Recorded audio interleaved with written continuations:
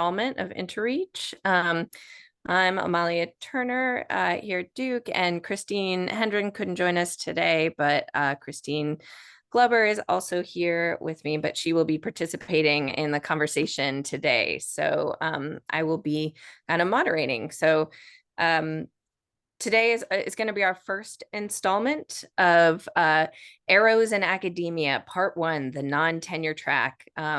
This has sometimes been called alt-academic positions. I think there are a number of ways people like to think about those positions. And so we're just sticking with non-tenure track. And my apologies if my thoughts are taking a little bit longer to make it through my head because I have a cold and I took medication. So I may be slightly less coherent than usual, but hopefully we can make this work. Okay, so this is the second installment overall in our series about what I want to grow up to be an arrow. And so we're starting to look at arrow positions in academia and basically focusing on roles outside of traditional tenure track positions, especially those that are embedded in and that function to enable effective transdisciplinary team-based research. So we have 4 panelists for today. Dr. Gemma Jiang is Senior Team Scientist at the Institute for Research in the Social Sciences of Colorado State University. She applies complexity leadership theory, social network analysis, and a suite of facilitation and coaching methods to enable cross-disciplinary science teams to converge upon solutions for challenges of social importance. Marisa Rinkus is an Associate Director of the Toolbox Dialogue Initiative Center at Michigan State University. She's led team science-related research and client-based projects for the National Science Foundation and multiple universities in the US. At the core of all her work is the aim to help groups create more collaborative and inclusive engagement. Stephanie Vasko is a senior user experience researcher in the College of Arts and Letters at Michigan State University as well. She works with a variety of functional and cross-functional teams and combines facilitation, qualitative and quantitative user research methods, and design thinking. She also specializes in creating entry points for using and experiencing emerging technologies, including augmented reality and generative artificial intelligence. Dr. Vasko is a core faculty member in digital humanities at Michigan State University. Outside of work, Dr. Vasko is an experimental sound artist. Kristine Glauber is the Senior Research Program Leader at the Clinical and Translational Science Institute at Duke University. And in this role, she focuses on enabling effective teaming in a biomedical translation context. She's especially jazzed about using research facilitation to surface and mitigate power dynamics on teams, inviting each team member's unique voice and perspective. So this really is going to be a panel format. So I'll moderate and ask a few questions, and then we want to make sure that we leave time for everyone else to ask the questions that they would like to ask about occupying an arrow position in a non-tenure track academic context. All right, so Stephanie, Kristine, Marisa, Gemma, not all of you need to respond to every question as we move forward, but we would, I think, like to hear from all of you about what your roles are, how you describe your role. So maybe if we could just start with Stephanie, since you're first on my screen, tell us a little bit about your role, where you sit in the institution, how you're funded, what kinds of teams you serve. Are you embedded with a team? Do you serve multiple teams? Things like that. So I sit in the College of Arts and Letters, and my position as a senior UX researcher is split really into 3 parts. Part of that, I work with the research team in the dean's office to look at processes and do some like service design and user research on different ways that we support faculty and staff at the university. 50% of my position is with MES research, specifically with Humanities Commons and Pilcrow, and I do user experience research on our products there. So things like user interviews, remote usability testing. I get to work with developers, community teams, product managers. Some of them are on the call today, so thank you for being here. And then the other 25% of my job, I work on thinking about emerging technologies like generative AI or artificial intelligence in general, or augmented reality, and how those tools could be used in the classroom and by researchers, and thinking about how to get them into research programs, have faculty use them, make them more accessible to individuals. I am at MSU what's known as an academic specialist. So I'm not necessarily a tenure track faculty. We have our own kind of tenure-ish process. It's a little different, but this is a kind of role where you can have different percentages in your job. So you can be, I'm an outreach specialist. So a lot of my work works with talking with others, both intramurally and extramurally. But you can also be a research specialist. That's a big chunk of my job when it comes to helping enable the research that faculty do, or that I do myself on user research. And then there's other pieces that you can be teaching, you can be advising, you can pick up admin duties. So it's a really interesting position because it allows us to blend multiple sets of different activities into one position. I didn't start in UX. I started as a chemist. I have a dual PhD in chemistry and nanotechnology. And during the course of that, I realized I liked working with people more than I liked working in the lab. And so I pursued a postdoc that let me do some of that from kind of a learning design perspective. So that was my first postdoc after grad school. I joined the Toolbox Dialogue Initiative after that as a postdoc, and then worked in the Center for Interdisciplinarity as the managing director at MSU for a while.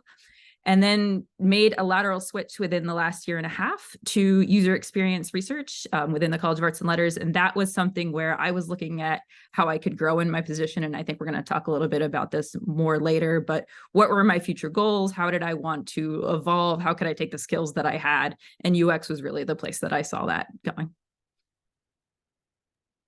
Great, thanks, Stephanie. Kristine, do you want to tell us a little bit about your role? Surely can. Great. So yeah, my position is situated in the School of Medicine at Duke University. I'm grant funded, and we're funded through Duke's Clinical and Translational Science Award. And so I'm not sure if and how many of you are familiar with the CTSAs, but CTSAs are an infrastructure grant that are they're funded through the NIH's Center for Advancing Translational Science, with the purpose of speeding the translation of research discoveries into improved care. So as such, the essence of my work is to build institutional capacity for effective team-based research. And this is my cat Pigeon. She's kind of a Velcro kitty. So I do this by building kind of evidence-based and evidence-informed programming to help translational and biomedical research teams achieve excellence in teaming. That being said, team-based research happens across the institution, and we really like working with teams outside of the School of Medicine, so we try to affect change where we can across Duke, and our services are available to any research teams. In terms of services to support teams, we offer a variety of training and educational opportunities, and we really aim for a good balance of kind of pragmatism in these trainings, but also underscored by the evidence and theoretical frameworks that make up the science of team science. And then additionally, our Team Science Core offers a variety of facilitated retreats that support teams at various stages, so from the idea stage to the implementation stage. And it's kind of where I get really jazzed. So as I said in my, or as Amalia said in my introduction. So yeah, that's me. Great. Thanks, Kristine. Gemma, would you like to talk a little bit about your role? Yes. So like we said, these are non-tenure track positions. So my position is in a line in Colorado State called Research Associate. So it's kind of like equivalent to research scientist, the newer line that developed to alternatives to tenure track. And so and then Iris, where I work at, it's self-funded, right? It's funded, like receive some funding from the Dean of College of Liberal Arts. So that's where I'm situated. And then also part of funding from the president of the vice president of research. So, but I have to say 70% of my time is billable. So that means I need to have projects, have clients, so that I can earn my own keep. So that's basically kind of like my in the big picture in the academic ladder.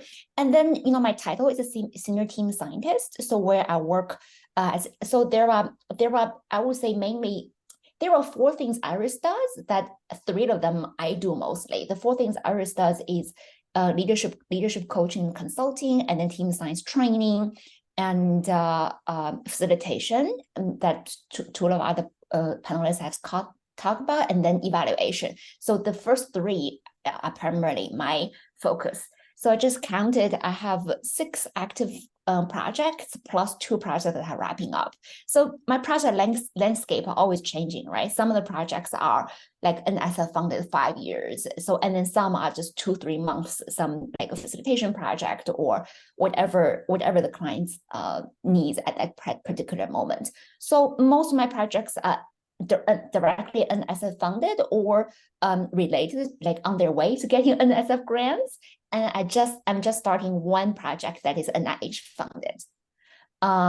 So it's kind of like the easiest way to understand is Iris kind of consulting firm situated within a university. So I'm like a consultant. So and then given that my PhD is in leadership, so most of my team science work I bring that leadership lens. So hopefully next and in a little bit we'll get to share the journey that led me to where I am. So thank you. Back to you, Amelia. That's great. Thanks, Gemma. And Marisa, could you tell us about your role? Yes, of course. Hi, everyone. I'm going to say that if you see me moving around a lot or making wincing faces, it's because I broke my foot on Friday and I'm attempting to sit at a desk for this, which is the first time I've actually kind of sat upright with my foot down. So I apologize. So if anyone's watching the recording and they're like, wow, she's really like, oh, when people say stuff, it's my foot. It's not anything anybody's saying. I just can't control my facial expressions right now. Yeah, so I am also at Michigan State University, like Stephanie. I am with the Toolbox Dialogue Initiative Center, as Amalia mentioned. We are situated in the College of Arts and Letters in the Department of Philosophy. And the only reason we're really in the Department of Philosophy is because our executive director, Michael Rourke, is a tenured faculty member in that department. And so that's sort of how we ended up there. Similar to Gemma, the Toolbox Dialogue Initiative Center is kind of like a consulting firm within the university. We have a distinction within the university called a service center. That means we provide fee for service within and outside of the university. So I am 100% grant funded. TDI Center doesn't receive any money from the university for any of its work. We have space and our benefits, I guess. So there's that part. But yeah, so we're 100% grant funded, primarily NSF grants, as well as other client work and some NASA work. And like Gemma said, it's constantly changing. My portfolio will change. There are certain projects that I am lead on and others that I'm support within our team. And then if we take on new client projects, so it can be anywhere from 3 larger projects to 13 small projects at any given time, because some of the sometimes I'm not embedded on any teams. So sometimes I'm working with a team over the life of their grant, or we work with some like seed award teams. So sometimes I might be working with them multiple times over 1 to 2 or 3 years. And other times I'm only working with teams once, which is kind of like a one and done type of thing. So the main way that I support teams is through providing Toolbox Dialogue workshops and other related activities like co-creation activities, as well as some meeting facilitation and other types of facilitation. depending on what the needs of the client are. So we kind of customize based on what they need and kind of adapt our workshop protocol that way. Let's see. Yeah, I think I answered most of that. Okay, great. Thank you to the four of you for talking us through all that. As you were all going through this, so many details, the diversity really stands out.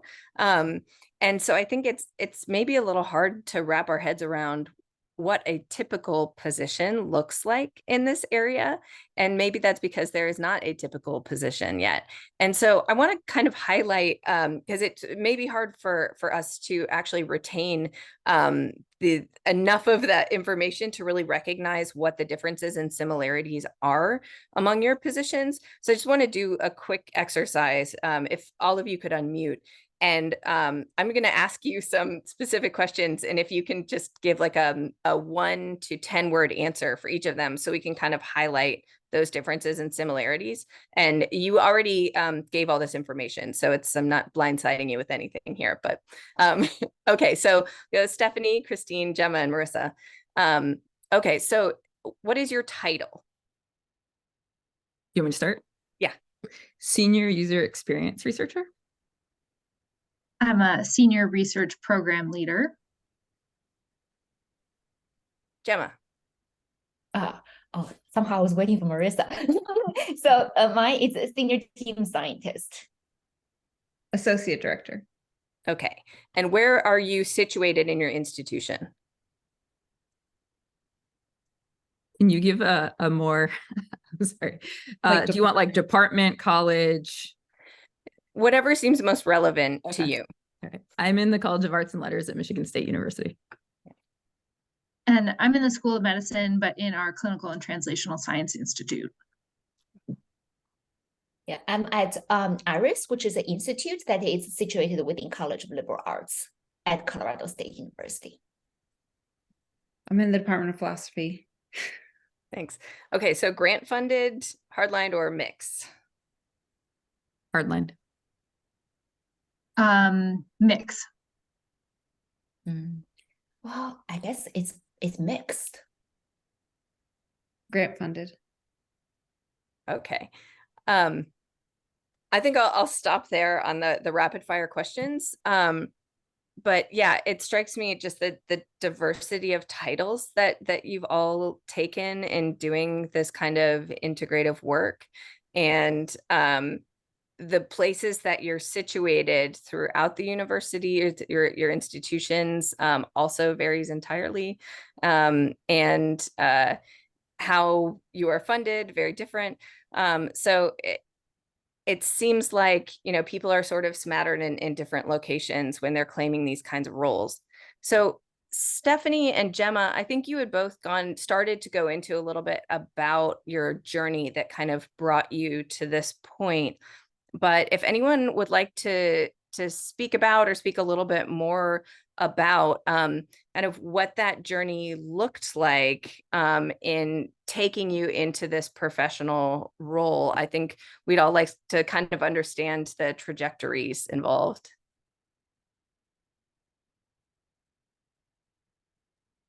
Okay, I can go first. Yeah, go ahead, Gemma. Kristine, you want to go? Yeah. I'll just say, like everything in life, there's a point of serendipity and a point of destiny, right? So the point of destiny is that I've always been interested in what I call bridging the knowing-doing gap in leadership, right? So it's like, when you have a PhD, you learn a lot of theory and you do research. And I really love the theory I was taught that was developed by my doctoral advisor. And I also really do not identify with a tenure track faculty because I remember one moment when I was a PhD student, I said, wow, Dr. Marion, what does a tenured professor's life look like? And he said, well, you will have your nose buried in books and computer and, be reading and writing all day. I was like, doesn't sound too good to me. Like Stephanie, like I love working with people more than, reading and writing and spending my time in books and computer. So So, right, so that's where it's like this orientation towards bridging the knowing doing gap was really me interested, where I can, still working on writing and reading and the theoretical thing, but really have my foot grounded in practice. So that is the piece about destiny. And then the serendipity was I really walked into team science like without even knowing team science. I tell Marisa and Michael, I said the very first time this word team science entered my consciousness was at the first grantee meeting for NSS GCR Growing Convergence Research, where I was a co-PI on the first cohort, right? And the Toolbox Dialogue was organizing and facilitating that conference. And towards the end, Michael pulled out this book called Strategies for Team Science Success, right? And then it said there's this team science conference. I was like, oh, it's like a thing. So I really just walked into it by my regular activity of doing evaluation, being on grants, which I started as a postdoc. So my postdoc was on an NSF Red grant. So and then an RT grant, and then when I get my position at the University of Pittsburgh, which is also where I was working at the dean's office, has really very little to do with team science, but more about supporting the new dean in implementing his strategy that I got on this GCR grant that led me to team science. So there's like a lot of serendipity, right? So, and then as I work on it, as I learn more about it, I just love it more and more, and gradually developed into a profession. And then there's opening at Iris CSU. So that's kind of where everything, but the rest is history. So it's really a combination of destiny, what I want to do with my career, and then all these serendipitous connections that led me to here today. Yeah, thanks, Gemma. Kristine, I think you were unmuting to share.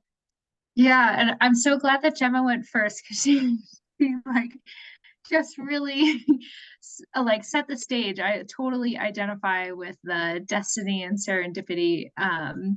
And yeah, I was just thinking like my path has been quite circuitous, and I really think that might be an apt descriptor for a lot of folks that identify as narrow. And I would love to have a conversation about what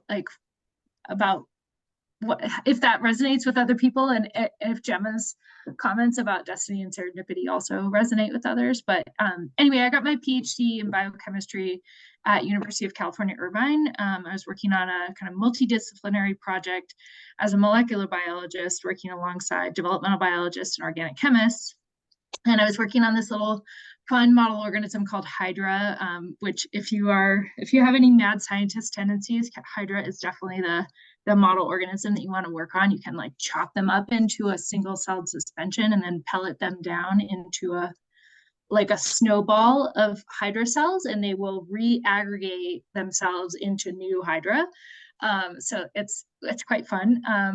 But anyway, similar to Gemma, grad school taught me a lot about myself, and I learned that I really enjoyed working more with people than I did at the bench, and I really identified then as like wanting to cultivate more opportunities to connect and to make connections. I learned this because that was something that was really lacking in the academic portion of my lab, partly because I was the only graduate student in my lab working in a model organism whose conference meets every other year with a max attendance of like 200 people. So very small field, made me feel quite isolated. But all that being said, I really thrived socially by making connections with social scientists and humanists. And maybe it was just simply the fact that I was crossing boundaries in a way that negated kind of all the competition between myself and my peers, but I found really deep connections with these folks, and I wasn't having those same connections with my colleagues in the life sciences.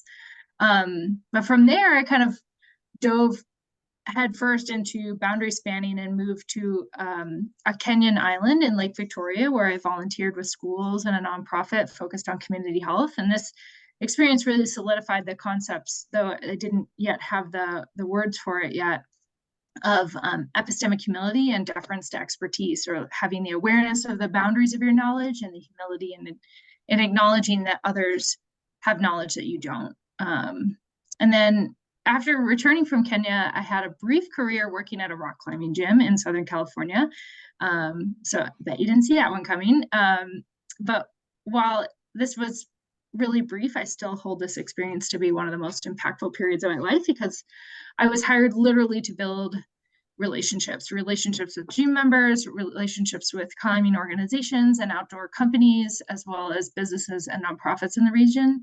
And I also had a chance to kind of undo some of the psychological trauma of grad school with the imposter syndrome. And so at that point, I kind of realized that I wanted to try to return to academia to see if there was a way that I could use both my academic degree and my real world experience. And that's when I found this position for, at the time, a program coordinator for this newly launched Team Science Corps. And I was a first staff member in this role, and while I didn't really have any experience in the team science field, it felt very relevant for both my experience and my values. So that's been my journey so far. Great. Thanks, Kristine. Marisa, I'm not sure if you were unmuting as well, if you wanted to share a little bit about your journey. Sure. I'll just say, a lot of it is following my interests in the pandemic. So those two things coming together. Yeah, I mean, I think I did go on interviews, like tenure track job interviews. I had a number of campus visits, so and always a bridesmaid, never a bride kind of scenario. But I wasn't convinced that that was the job that I wanted either. So all of my research has really been applied work. My PhD is in fisheries and wildlife management, so you can riddle that how I'm in a philosophy department now. But it really was an interdisciplinary degree that focuses on social science aspects of understanding society's relationship to natural resources. And so all of my work and all of my interest really has been arrow work. I feel like when I'm kind of just actually seeing that right now, but if I even go back to undergrad and I was a Peace Corps volunteer in Guatemala, where really I felt that my best role was facilitating relationships between the community and other people. I worked with Care International and other groups. And so facilitating those relationships so that everyone could get what they needed, and kind of be that go-between. And so making those connections, finding people. I love connecting people. I love meeting someone and being like, oh, I know you need to meet this person. Like this work is really similar. That's something that I've always really loved doing.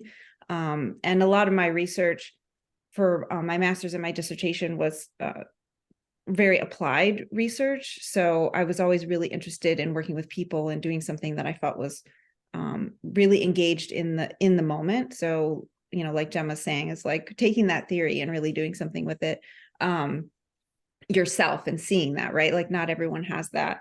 That's not everyone's role in doing research. And so I did my dissertation research in Brazil, again, looking at connecting communities to resource managers and how community engagement worked, and being that kind of facilitator, go-between, but also understanding really the different values and beliefs and assumptions that these different groups have. So when another mentor of mine said, hey, there's this postdoc with something called the Toolbox Dialogue Initiative, and I know Michael Rourke and he's great. And I was like, okay, I'll apply for it.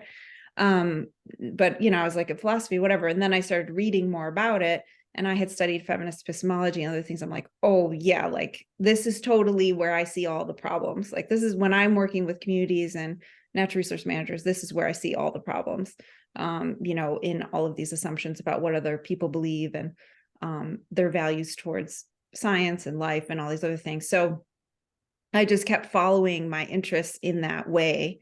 And then, I was going on job interviews, and then the pandemic happened and the world shut down, and it was like, okay, what do I do now? am I going to continue to pursue tenure track jobs, which may or may not exist, in whatever form, and I'm not sure that's what I want to do. What is this postdoc going to do for me now that the pandemic happened? Nobody really knew what was going to happen. And I thought at that time, the Toolbox Dialogue Initiative had a ton of work. We had a ton of grants, and things were ramping up, and there was a lot of work. And I wasn't really doing postdoc work. It had been about, I don't know, a while since I'd done what most people consider postdoc work. Like, I was really running some of these projects. So I thought, if I could create my own job? And that's what I did. So when you talk about titles, I created my own title. I was like, this is the title that I want. And that title I think I deserve, because MSU doesn't care. HR gives you the same, like Stephanie said, we're all academic specialists. They care a little bit, but, I wanted a particular title to reflect the work that I was doing, and, went about putting together a proposal with, the other two postdocs at the time to create what's now the Service Center, to make it more than just kind of what was really kind of Michael Rourke's side project to being a tenure track faculty member. So that's kind of how I got where I am now. And I think that I will continue to follow my interests, and I don't care if other people look at my CV and say, oh, that's really eclectic. I'm going to say, yeah, it is, because I'm doing the things that I like to do.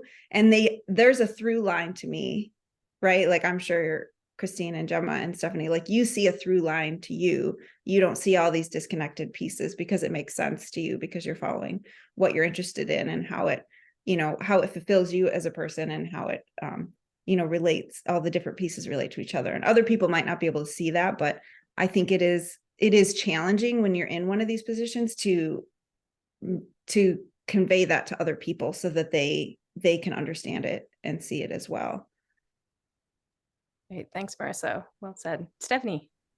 Yeah. So I'm going to highlight something that I've heard everyone else say too, but also, like, I know is one of the through lines for my career is words like flexibility.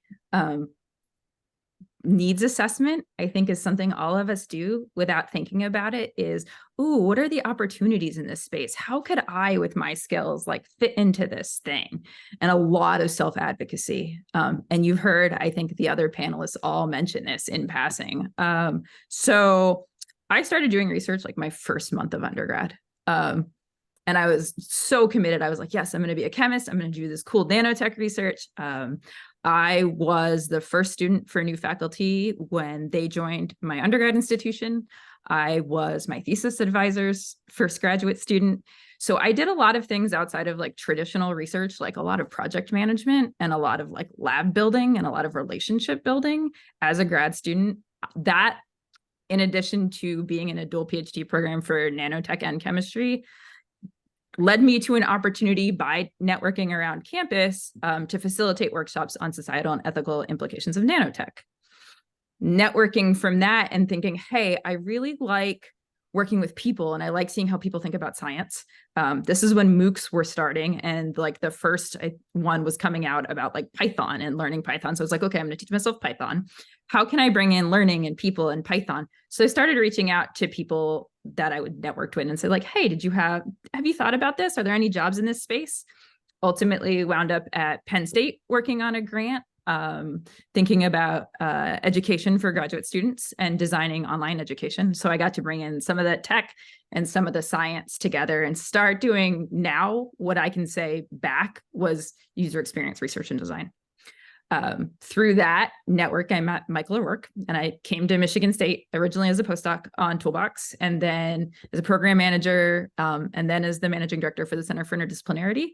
So I spent a lot of time working on Toolbox, and the thing that I got to do there was bring, again, the scientific perspective with the desire to kind of improve process. So changing the way that Toolbox had operated, like I got to do a little bit of that. And now in my current job, I had been thinking as C4I was coming to an end about where I wanted to go next and what my skills were. And I still wanted to blend kind of that desire to work with technology, the ability to work with users, and like my own just like inquisitive curiosity about research. And I don't know about the rest of you, these inflection points can be really difficult. The things I turn to are like creativity exercises and thinking through my skills and starting to do reframes and looking at LinkedIn.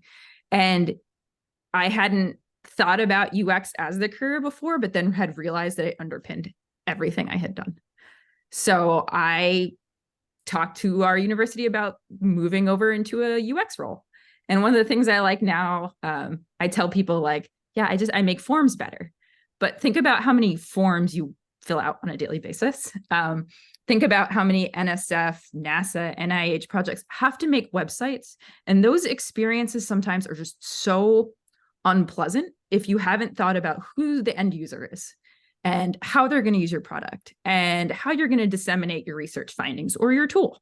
So it's really fun and interesting to sit in the position where I help make those things better. Like your experience on like a website or a form or with a process.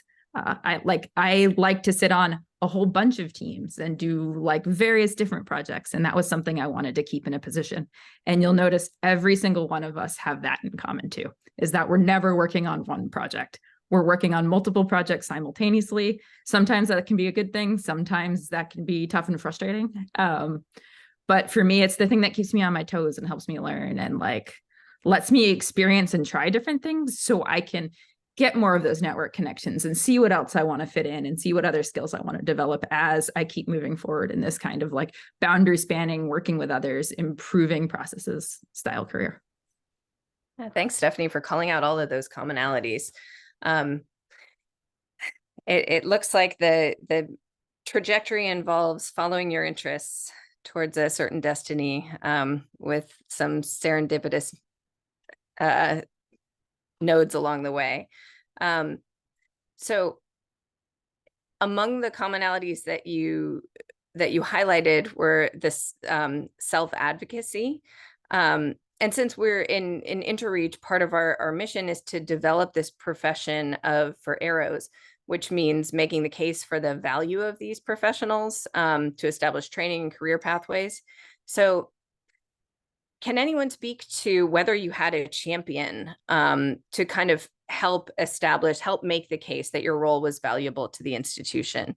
And if you want to speak a little bit more about what the self-advocacy looked like, if you truly were your own champion, and or if you could tell us a little bit about the relationship to other champions, kind of where they sat and the effect they had on kind of getting you to where you are. I'll open the floor for anyone who that question resonates with.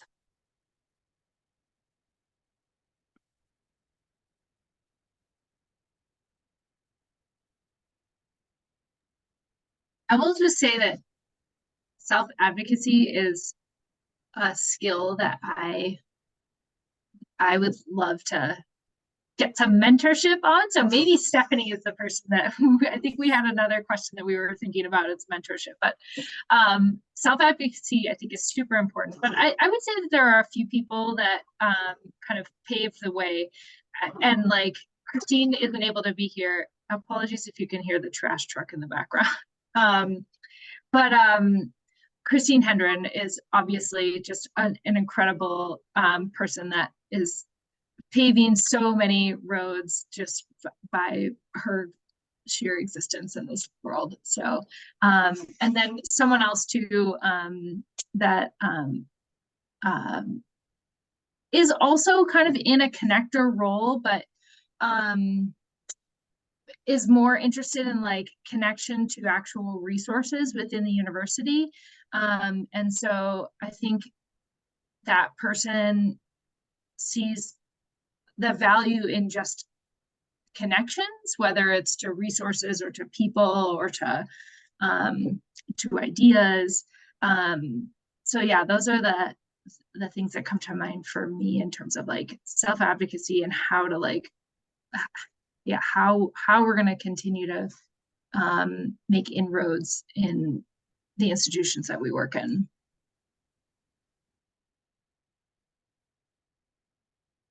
Well, I think go ahead. Go ahead. Well, I was just thinking, since we're getting sort of close to the end here, and so we're not going to make it to all of the questions that that I think everyone has for you.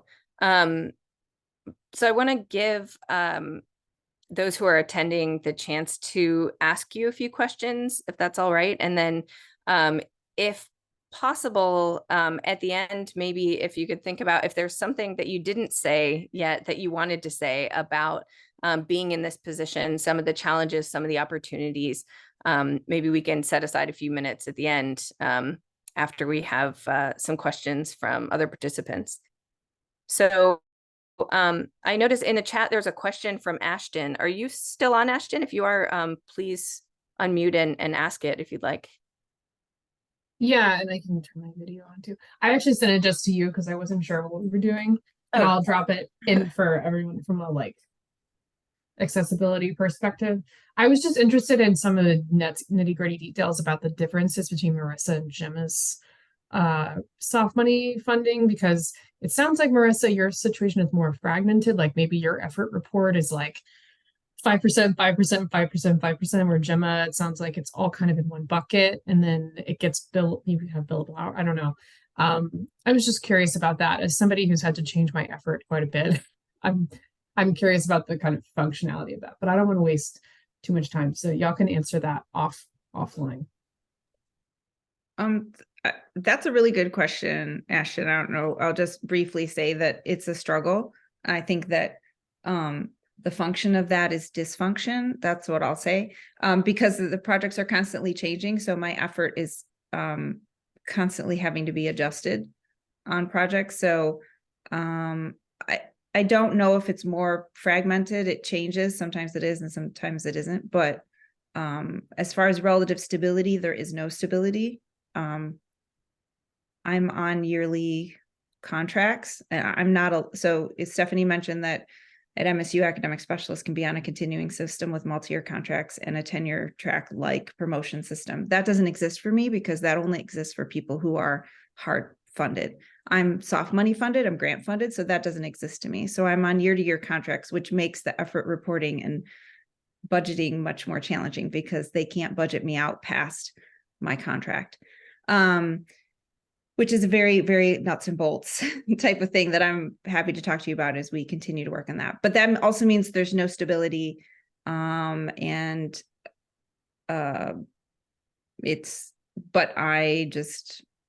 thing is we have the money, and as long as we have money, I have a job, and the university isn't going to want to give back money to NSF. And so that's, that how it works.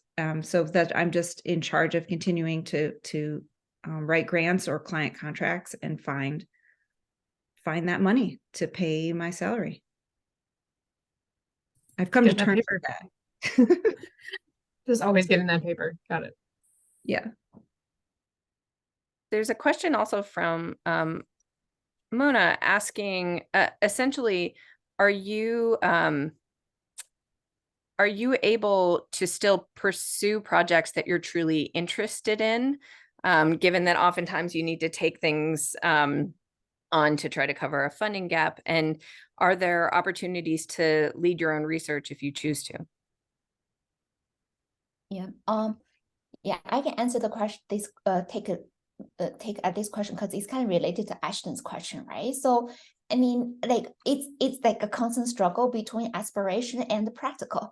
You want to, you need to cover your funding, and it depends on what is cover your own salary, right? Depends on what is available. You gotta take them if you're starving, right? So like for example, for me right now, I kind of established a name for myself to be a facilitator in team science, right? So, and then there's tons and tons. So this whole year, which was the end of the year, tons and tons of facilitation projects, which I'm really grateful and I really enjoy. It's kind of like at my strength. Yet I'm also constantly feel this desire in me wanting to develop capacity in coaching teams so that I don't just work with them once, or see them in that special occasion, that workshop, that conference, that whatever, but I want to see them through their whole year and be with them in their day-to-day life, right? So that is also a question of the market maturity. Like, are teams willing to spend money on that kind of a support versus they just want to spend money on that special occasion, right? So it's like a constant interactive dynamic. So I wouldn't say, it's a perfect picture where I do whatever I want, right? So, but I'm very, very grateful for what I get to do, and they really are my strength. And do I have time to lead my own research? I would say no. Like for me, it's I'm always in a supporting role to support other people's research, to be their team scientist. However, since I said my own research interest is to apply leadership to bridge that knowing doing gap. So like, for example, I would be able to get enough funding from across several different projects to support me to develop a workshop that is about, bridging that knowing doing gap, which actually I did this year, which I gave the workshop first at the Science Team Science workshop, and then again yesterday to one of the teams I work with, and it just fills me up so much, right? So it's kind of like takes different forms. You kind of have to just find a way for yourself. There's not really, okay, this is $1 million. You do your research. It doesn't exist in my world, at least. I would say, like Gemma, I had to advocate when we were talking about the percentages in my role of what projects I was on for a little bit of space that was for me to be creative and think about research. And also because, and this happens to a lot of us, like I've switched roles internally in the university several times. And this role is new and hasn't existed before, and it's an N of me.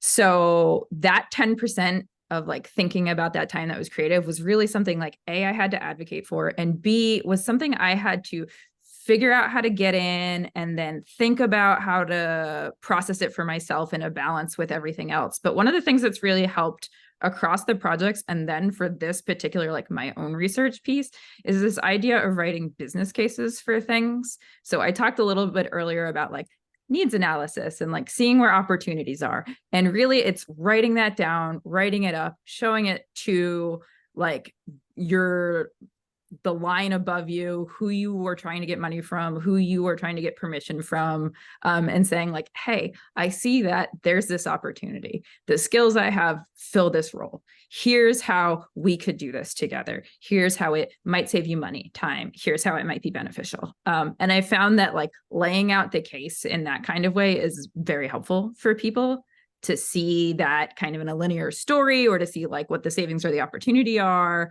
and to talk through them about it and be able to give that to them and like really work through some of those problems and issues together. Somebody else asked about work-life balance. That's also a self-advocacy thing. I, before the last year and a half, had work-life balance that wasn't as good as my work-life balance now. And part of that is that my team is really great about it. My team is like really great about work-life balance and like when people are out and when people are sick and how we operate in that and being transparent about it. So I've been really grateful to the teams I've worked on because of that recently, especially given circumstances in my own life. And the only other thing I want to say, like, given all of these things and like learning self-advocacy and building support for yourself in the university, is peer mentorship has been the most important thing, like regardless for me in the past few years. Kristine Hendren's name got mentioned. She helped me a lot with this. I have peer mentors who are on this call. I've had different peer mentors throughout my life, and it's being able to like work through issues or talk about problems or have somebody tell you what you're really good at, because sometimes you might forget that and you might need somebody else to just remind you, you are a really awesome facilitator. Like, I've seen you do X and you're really good at it. When you have these roles, sometimes you can get burnt out or feel like it's hard to be seen when there's a lot of like fractured pieces to it. And having those peer mentors and those like personal champions is really, really important. So that's part of why I dropped my LinkedIn in the chat. Like, please feel free to connect with me. This is like, I think this is a really, really important piece of the Arrows puzzle, is that this is what we can be for one another to lift one another up. Thank you, Stephanie. Yeah, and thank you for speaking to the question about work-life balance. There are that one, and then another really fantastic question from Bethany Larson asking, what do you think is the role of gender in moving into and developing these kind of non-tenure track roles? So if anyone would like to speak to the work-life balance or the role of gender in developing these roles, please. Marisa? I'll just say that work-life balance is hard. When you are constantly having to, when you can't say no to any contracts or grants because you don't know what's going to come through. So you don't know if you're going to have the money to do it. So that, I think that has been the struggle. For me, we get a lot of requests from other universities or individual teams or people from all over, as well as our NSF contracts, but our NSF contracts don't cover 100% of our salaries. And they, obviously, that there's different timelines, right? When a grant is finishing and a new grant is coming, and they never line up really nice that you have coverage and things like that. So I think work-life balance is hard because right now, I'm not really in a position to say no to much. So that means I'm just putting on more, someone asked about the effort and funding or whatever. I mean, I've had definitely over 100% effort. Don't tell anyone, shush. But it happens until we can work things out. And I think what Stephanie mentioned is having a good team where people can, you can share that workload and move things around. And it also depends on everyone's personality on the team. Yeah, as far as the gender aspect, I don't know. I went to Nordup for the first time last spring, and that's like 90% women. I mean, it's like 80% women out of like 600 plus people. It was interesting. And I think InterReach tends to be slightly more that way. I don't really know what influence it has on these hardline positions or not. I do want to reference Steve's question here in the chat too, like the recommendations you would make to university leadership as a rationale need for positions like yours. I think that's challenging for me because I don't work with MSU teams unless they're NSF funded. I don't work with them. So it's a little bit different. The universities, the rationale for keeping me is they get all my indirects, which really makes me very angry because I don't see any of them and I'm not a tenure track faculty. So I get no kickback on anything. And it may go to the college or department and we don't get any support, administrative support. We get very little administrative support or other things. So the incentive, the incentive for them is I'm bringing in money for the college anyway, because I'm in the College of Arts and Letters that they wouldn't necessarily get because their grants aren't like the College of Natural Science or, whatever, the FRIB on campus or something. But I do know that if I'm looking at the research development space in particular, and there is a push for more team science people in the research development space, they just seem to want, how many faculty do we have on campus? I don't know, tens of thousands of faculty on campus. And they want to have like 2 people. And then they're like, well, maybe we could fund 1 person to do team science for 20,000 faculty. Is that realistic? We all know that's not realistic. So, I don't know if I can make the case to them because I think that team science, as we all know, and working with people, as we all know, takes effort and time and human labor. It takes a lot, and 1 person can't do that for everyone. Yeah, I think that's a good point, Marisa. And thanks for speaking to Steve's question there. We only have a couple minutes left before everyone needs to hop off.